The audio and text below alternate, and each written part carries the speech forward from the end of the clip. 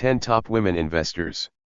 Finance remains a male-dominated profession, especially at the top. But there are now more opportunities in finance for women, thanks in large part to women who have pioneered in the field. If you want to take on a leadership role in finance and are looking for models, then here are 10 top women investors who have achieved great success, often by being willing to stand out, take risks, and refuse to accept no for an answer. But before we begin, make sure you smash the like button and subscribe to the channel. Make sure to stick to the bottom line conclusion. 1. Geraldine Weiss, Investment Advisor. Dubbed the Grand Dame of Dividends, Geraldine Weiss was one of the first women to make a name for herself in finance and to prove that women could be successful investors. She learned about investing by reading books, listening to her parents' conversations, and studying business and finance in college.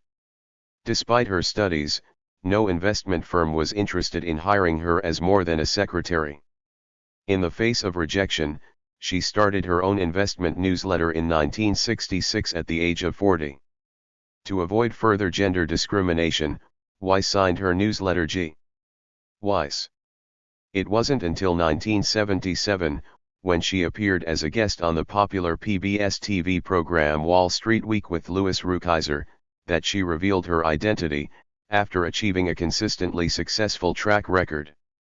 Weiss' value-based, dividend-oriented stock-picking strategy outperformed the strategies recommended by other newsletters and has achieved above-average returns even in poor markets. She published her newsletter, Investment Quality Trends, for 37 years until she retired in 2002. The newsletter still exists and still follows Weiss' strategy. 2. Muriel Siebert, brokerage founder. Without ever graduating from college, Muriel Siebert obtained entry-level research positions in finance, eventually made partner, and went on to found the brokerage firm Muriel Siebert & Co. in 1967. The process of getting her firm registered with the New York Stock Exchange, NYSE, involved numerous rejections from men who declined to sponsor her application and difficulties in obtaining the necessary financing to meet the exchange's expensive entrance requirements. She persevered, and her firm became the first woman-owned member of the NYSE. In 1975, after the federal government scrapped fixed commissions for brokers, Siebert moved into discount brokering, a new concept at the time. Siebert went on to bring her financial expertise to politics, another male-dominated field. As New York State Banking Department Superintendent from 1977 to 1982, and the first woman in that role, she helped prevent bank failures in a tumultuous market. As a Republican, she also made a bid for a U.S. Senate seat. Siebert passed away on August 24, 2013. 3. Abby Joseph Cohen, portfolio strategist. Abby Joseph Cohen has been a respected and honored portfolio strategist for decades. After serving as a Federal Reserve Board economist in 1973, Cohen worked as an economist and quantitative strategist at major financial firms, including Thomas Rowe Price, before joining Goldman Sachs in 1990. She became a partner in 1998. Her positive and accurate forecasts of the 1990s bull market made her a star in finance and the media. Cohen retired in 2018 as chief strategist and president of Goldman's Global Market Institute. She remains an advisory director and senior investment strategist. Cohen has also held prestigious positions with organizations including Cornell University, the CFA, Chartered Financial Analyst Institute, Major League Baseball, and the Council on Foreign Relations. 4. Melody Hobson, CEO.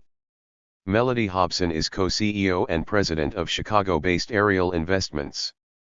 She is a proponent of financial literacy and regularly appears on national television. Time magazine named her one of the 100 most influential people in the world in 2015. Hobson is also chairperson of Starbucks and a director of J.P. Morgan Chase. She also served as chairperson of DreamWorks Animation until its sale to Comcast and was a long-standing board member of the Estée Lauder Companies.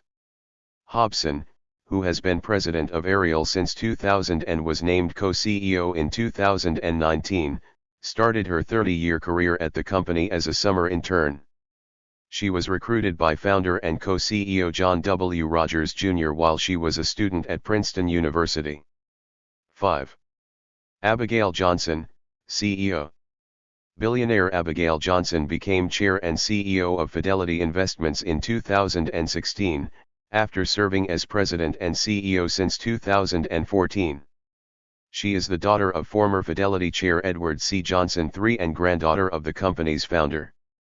She owns nearly 25% of the company, and her net worth, as of August 2021, is estimated at about $23.5 billion. There is no question that being born into the right family helped Johnson get where she is today. That said, as one of the largest mutual fund companies, with nearly $4.2 trillion in assets under management, AUM, as of 2021 and a 75-year history, Fidelity has too much at stake to put someone in charge based on name alone. Johnson earned an MBA from Harvard and worked as a customer service representative, an analyst, and was an equity portfolio manager with Fidelity for about a decade before earning her first executive position there. 6. Lubna Alian, private investor. Private investor Lubna Alian was CEO of Riyadh, Saudi Arabia-based Alian Financing Company, the Middle East arm of global investment company Alian Group, for 33 years before retiring in 2019. One of Saudi Arabia's most prominent companies, Alian's portfolio focuses on public equity, private equity, and real estate. Alian entered the family business, which was started by her father in 1947 as a trucking business in the early 1980s, when it was not common or socially acceptable for Saudi women to work at all, let alone to work in business. A champion for women in the workforce, she has employed hundreds of women. In addition to her high-profile position with Alian Financing, she became the first female board member of a Saudi public company when she joined Saudi Hollandi Bank in 2004. She also has been a board member of the Egyptian finance company and the investment bank Capital Union. More recently, she became chairperson of Saudi British Bank in 2019 and also serves as the chair of Al-Awwal Bank. 7. Deborah Farrington, venture capitalist. Deborah Farrington is co-founder and managing partner of Starvest Partners, a New York City-based venture capital firm. She is one of the pioneers of investing in software as a service, SaaS. Starvest, which was founded in 1998, is one of the largest woman majority-owned venture capital firms in the U.S. Starvest was an early and primary investor in NetSuite. Farrington served as lead director and chair of the compensation committee of NetSuite until its $9.4 billion sale to Oracle in 2016. She has been included multiple times in Forbes' Midas list, a ranking of the top venture capitalists. In 2018, Farrington was awarded the Foreign Policy Association Centennial Medal for Achievement in Financial Services. Like Johnson, she earned her MBA from Harvard Business School. 8. Sonal Desai, CIO. As Chief Investment Officer, CIO, of the Fixed Income Group at Franklin Templeton, Sonal Desai oversees a whopping $157 billion in fixed income assets. She joined Templeton in 2009 as Director of Research for Global Macro and assumed her CIO role in 2018.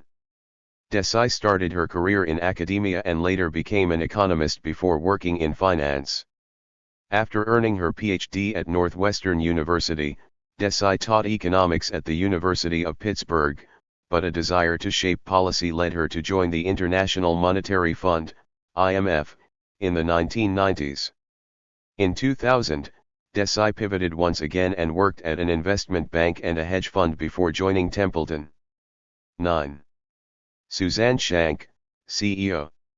Suzanne Shank co-founded Siebert Cisneros Shank & Co., which became the first minority and/or women-owned business enterprise, MWBE, to be a top 10 U.S. municipal bond underwriter.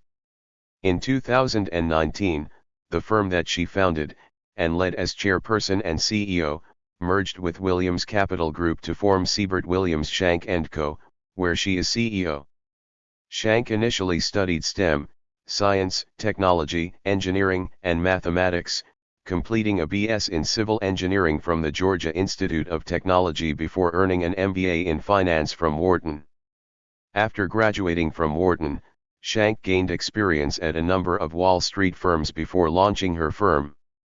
Shank has also been keen to inspire and support the next generation of Black investors. She is currently a member of Wharton's Graduate Executive Board and Spelman College's Board of Trustees, where she focuses on providing access to underrepresented minorities. 10. Don Fitzpatrick, CIO. As CIO of Soros Fund Management, Don Fitzpatrick manages the fortune of billionaire philanthropist and legendary hedge fund manager George Soros, his family, and foundations. Fitzpatrick began her career in finance in the 1990s at O'Connor & Associates, as a clerk on the American Stock Exchange, until ultimately rising through the ranks to head the firm. O'Connor was acquired by UBS as the bank's internal hedge fund. Before joining Soros in 2017, she had a 25-year tenure at UBS, becoming one of only a handful of women to ever manage a major hedge fund. The bottom line: many women in finance still face gender discrimination and lower pay for comparable work. But the barriers are lower and the options more plentiful today than when Weiss, Siebert, and Cohen entered the field.